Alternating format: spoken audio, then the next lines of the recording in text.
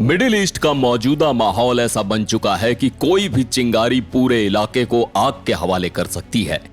America और Iran के बीच तनाव चरम पर है और इजराइल हर हमले का जवाब देने के लिए तैयार बैठा है।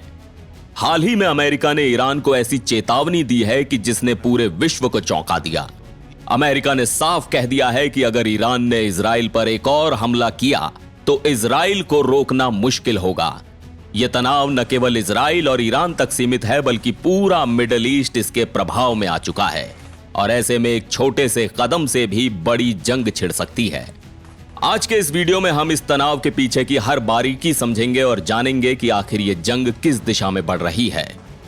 हाल ही में इजराइल और ईरान के बीच हमलों का सिलसिला बढ़ता जा रहा है। अक्टूबर की शुरुआत में ईरान ने इजराइल पर लगभग 200 बैलिस्टिक मिसाइलें दागी। इजराइल के लोगों को बंकरों और सेफ रूम्स में जाकर शरण लेनी पड़ी। हालांकि इस हमले में मामूली नुकसान हुआ, लेकिन इससे मिडिल ईस्ट में तनाव काफी बढ़ गया।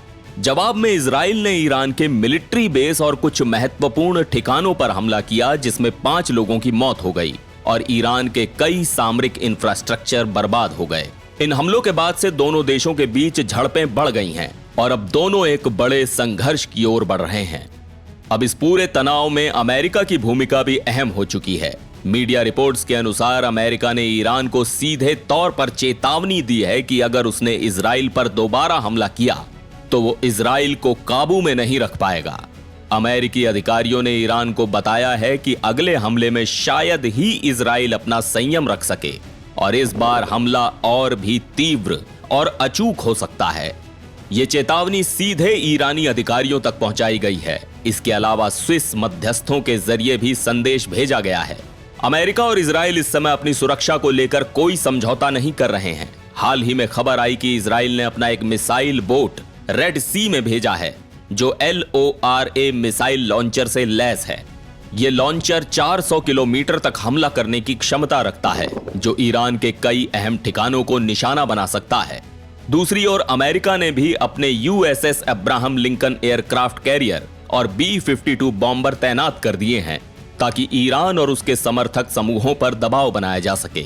इसके अलावा अमेरिकी थर्ड मिसाइल सिस्टम भी इजराइल में तैनात है, जो किसी भी मिसाइल हमले को रोकने में सक्षम है।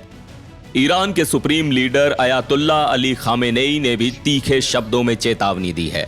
उन्होंने कहा कि अगर इजराइल और अमेरिका ने ईरान या उसके मित्र राष्ट्रों के खिलाफ कोई कार्रवाई की तो उन्हें क्रशिंग रेस्पॉन्स मिलेगा। खामेनेई ने पहले तो इजराइल के हमले को कम करके दिखाने की कोशिश की थी, लेकिन बाद में सैटेलाइट तस्वीरों और मीडिया रिपोर्ट से साफ हुआ कि इजराइल के हमलों ने ईरान के बैलिस्टिक मिसाइल उत्पादन में काफी नुकसान पहुंचाया है।